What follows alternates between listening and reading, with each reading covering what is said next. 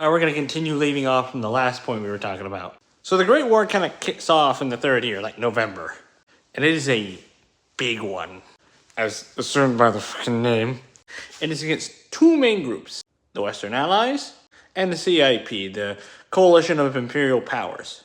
And there are some other countries kind of sprinkled in there because they didn't really pick a side, and some of them didn't care to pick a side. Well, I'll explain all that in a different video.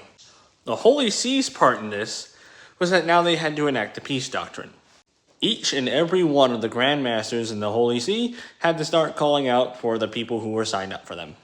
If you didn't show up, you lost all of your benefits and you were barred from re-entry.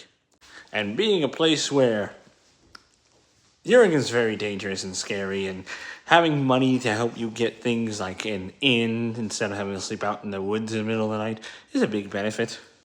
And so plenty of people came in. They joined the conflict. Does that mean many of them were happy that this war was going on? Absolutely not. But now there were about 3 or 4 different fronts they had to fight on. That being Sunraya, the Sultanate out in east, Malkinia, which is the North African country down south to them, Rasheza, and Nazad. And that doesn't even include the cult wars, and those are their own mess. Suddenly there were quite a few places to fight, and the Holy See kind of came in clutch for the Western powers.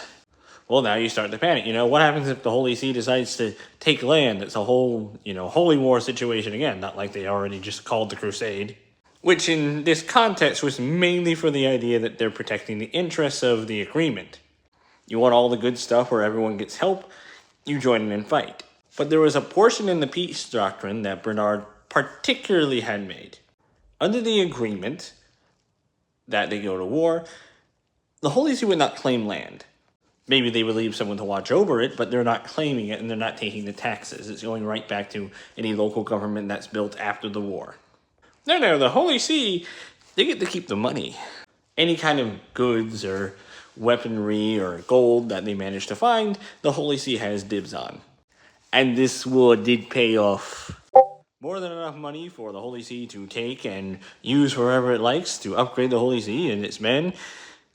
And Bernard just gives it away. Yeah, after the war ends, he uses it in charity in order to help other people and maybe pay off another country's debt for a benefit. Oh yeah, you bet the Chinese were more than pleased with that one.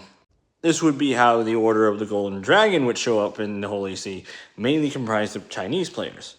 And again, that adds its own mess. Subscribe for more.